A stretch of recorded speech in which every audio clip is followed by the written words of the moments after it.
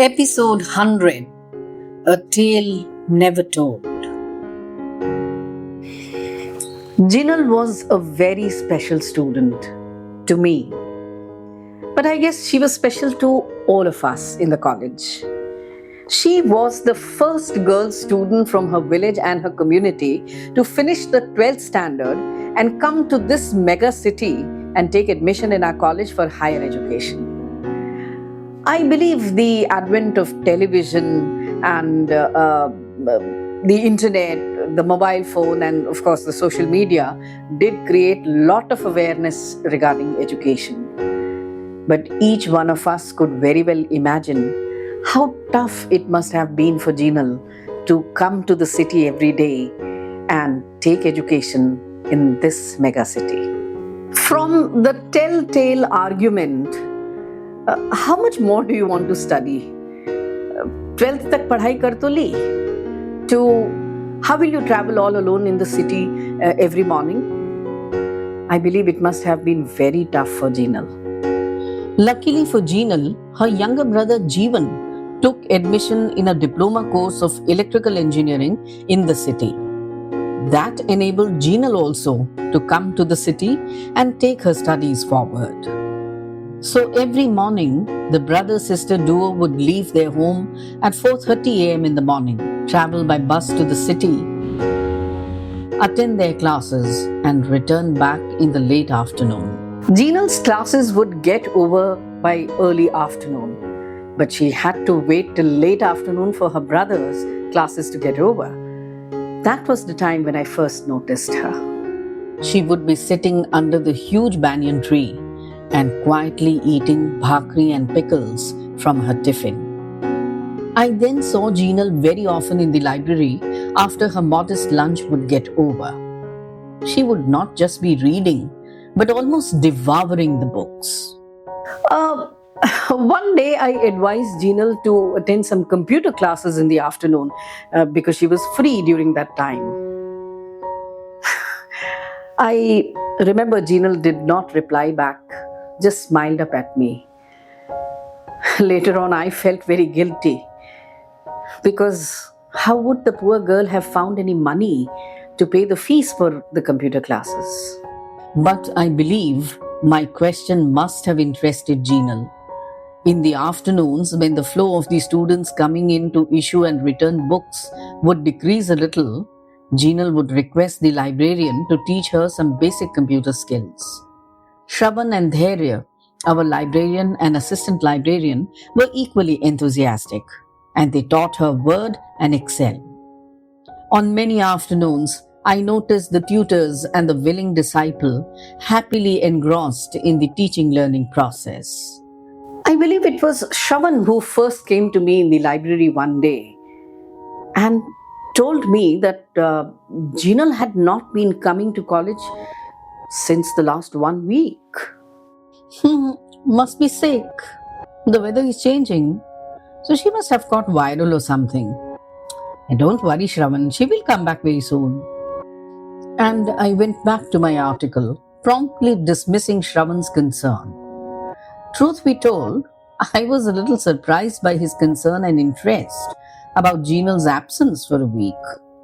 She was 20 and he was young enough to anyways, मुझे क्या करना है?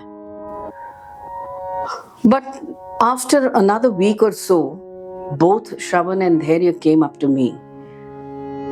They looked quite anxious, and I think I could trace a strand of panic on their faces. Madam, the last 2-3 days ago, when she was preparing an Excel sheet of our library books, she was so upset. I found her crying at that corner cubicle. I tried to ask her what had happened, but she didn't tell me anything at all. I thought it must be something to do with her family, maybe money or marriage. Because in their village, girls are regularly married off before they reach the voting age. When I insisted, she told me that she was already married. Her husband worked in a soap factory in a nearby village. She was resisting shifting with him, as that would mean the end of her studies here in the college. She didn't tell me anything else. Then the next day, she asked if she could use my cell phone. She didn't have one. I immediately gave her my phone, madam. Jinal went out into the corridor and talked to someone for nearly 11 minutes. She was extremely disturbed after her conversation. She came back here, returned the phone to me, picked up her bag, and just left. But when she didn't appear for an entire week afterwards, I approached you. You also didn't find anything so special or awkward in a student's absence for an entire week. Of course, because you did not have any idea what is going on with her behavior since last few days. But I was very sure that there is something quite strange going on with her. So, madam, yesterday I called up at that number. It was Jeevan's friend.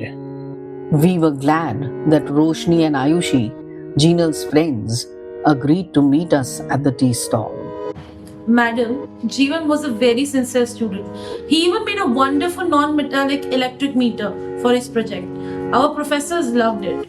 But on the day of the Viva, we saw that Ajay Prasad, the class bully and the most notorious student, was entering the room carrying Jeevan's electric meter. We were quite shocked and at a complete loss to understand why he would take Jeevan's project inside the Viva room. When Jeevan appeared for his Viva, the entire electric meter that he had made with so much sweat and so much effort was rejected at once, only just as a copy.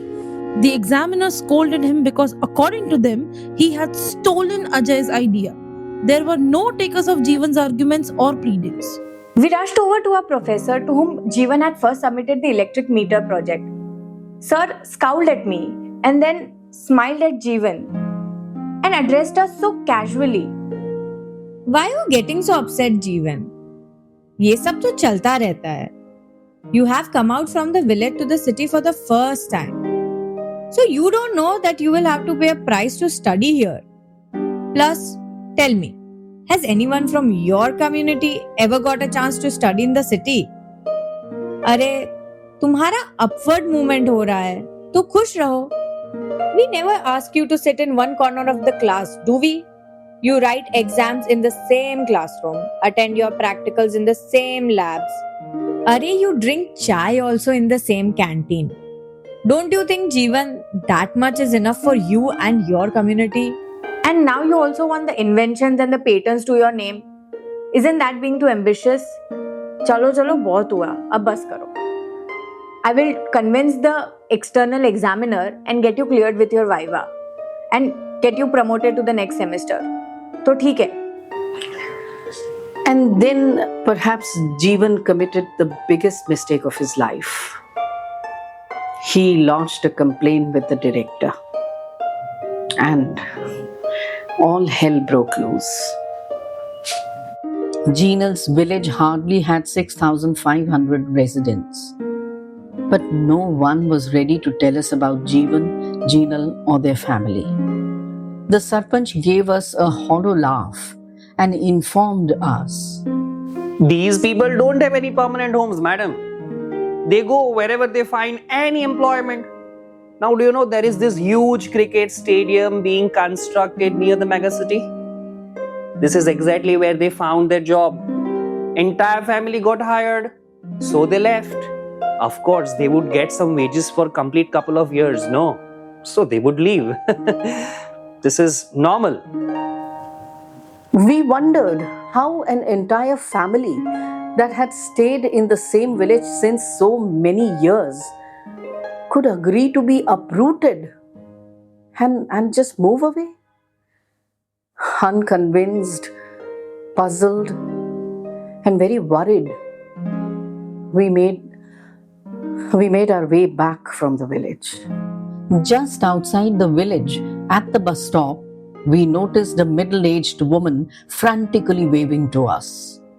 Initially, we did not pay any attention to her, but then we realized that she was signaling to us to stop.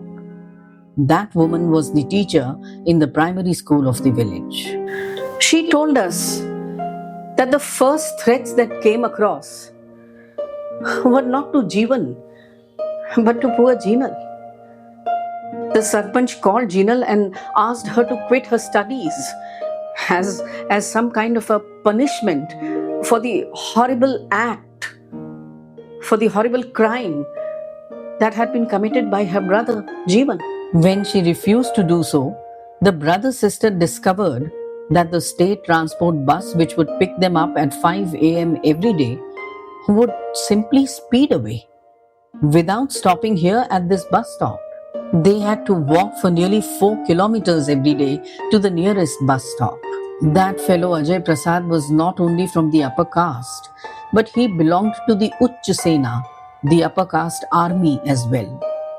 When Jeevan refused to take back his complaint, Ajay sent goons to heckle the poor boy in the college premises. Not a single student came to the poor boy's rescue. He was beaten up black and blue right there in the campus. Roshni also got beaten up in the process.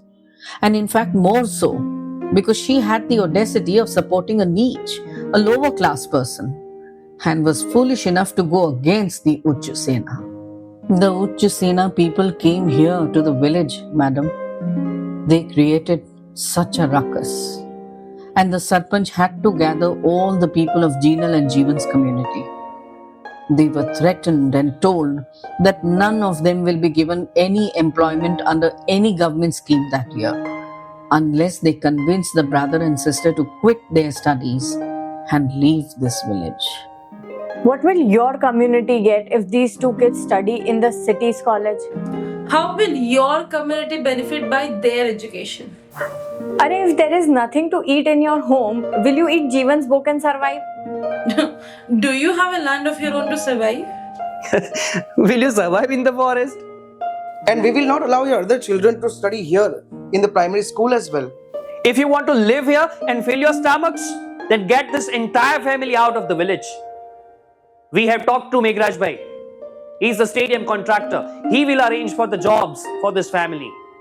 To this day, whenever I pass by any construction site, my mind and my eyes still keep on looking for Jinal.